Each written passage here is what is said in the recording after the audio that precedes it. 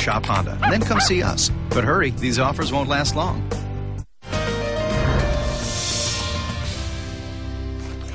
If you have dogs or are thinking about getting dogs, then you know that there is lots of training involved. Dogs tend to think that they own and run the house, at least my dogs do. But trying to show them that you're the boss can sometimes be frustrating, but you don't really have to worry about that because there are positive training methods that will make life easier and happier for you and your pet. Elizabeth Adamek, owner of Sweet Wag Dog Training, joins us this morning, and she's also taking phone calls, so you can give us a call. The phone lines are open now at 410-481-4545. Hello. Hi. All right, so first question for you. Where do most people go wrong when it comes to training their dogs? Because sometimes they get out of hand.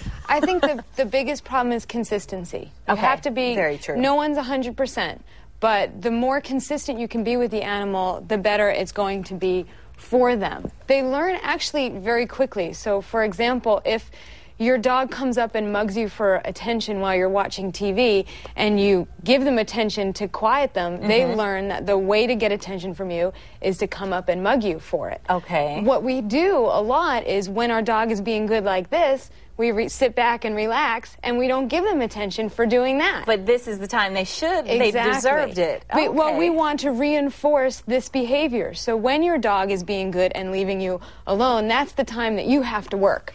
Okay, now let's talk about that then, because the difference between positive reinforcement versus punishing the dogs and being mean or spanking them, or however you punish the dog. One way better than the other? Yes, I agree that I believe that the positive motivation is better. We want our dogs to behave because being good or doing the things that we ask is rewarding to them. Okay. Not because they're afraid to do the wrong thing. Okay. Whenever you punish a dog, you build up a fear in them. So it could be, say you come home and your dog has torn up the trash can. Right. If you go and hit your dog or rub your dog's nose in it, all the dog has learned is that you can be very dangerous, especially when there happens to be garbage on the ground. Okay. That's why dogs cower, not because they've learned not to go that into the garbage. Did it wrong. Okay. They've learned that when there's garbage on the ground and you come in, it's a dangerous situation for them, and that's not really building a positive relationship with your animal. Teaching them not to tear up the trash, that's advanced. Let's start with some basics. Sit, stay, come, that kind of thing. How do you even begin with your dog? Okay, before you ask your dog to do anything, especially with positive motivation training, you want to make sure that they can actually do it. You don't want to ask them to do something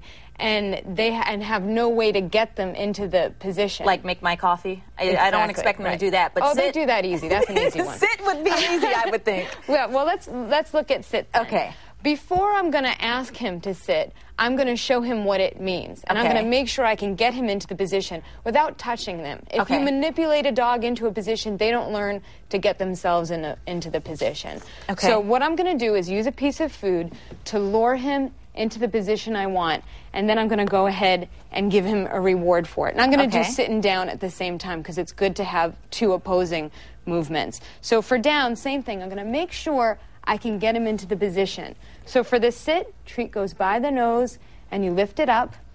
When they're in the position, they get the treat. I use a clicker.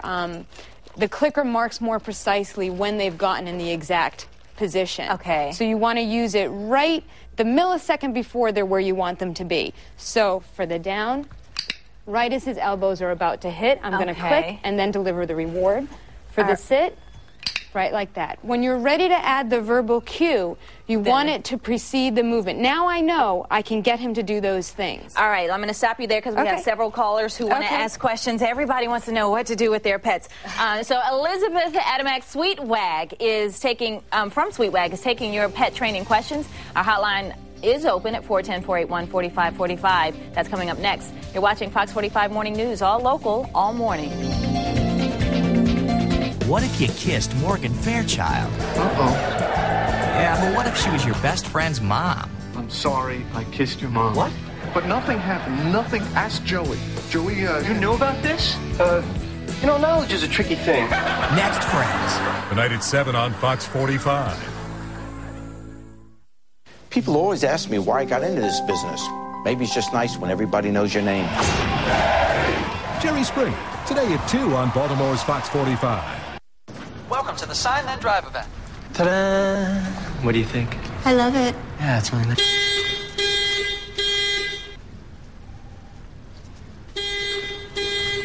What's happening? If you want, I could put a sold sign on the car. No, this works just fine. The Sign Then Drive event is back. No down payment, no first month's payment, zero due at signing. Now until April 30th. It's Empire Today's Big Spring Sale. Time to save 50% on beautiful professionally installed hardwood, laminate, and ceramic flooring. Call Empire today. We'll bring samples right to your home. Durable hardwood, easy care laminate, and beautiful ceramic flooring. And professionally install your new floors next day. And during our Big Spring Sale, save 50%. Plus no payments for 1 year. Call Empire today. It's our Big Spring Sale. And you'll save 50%. 800-588-2300 Empire. Today. 1 week ago, if I heard the name Ford, I wouldn't even consider test driving a Ford. That's me. This is perfect. We knew the people who don't drive a Ford would be surprised by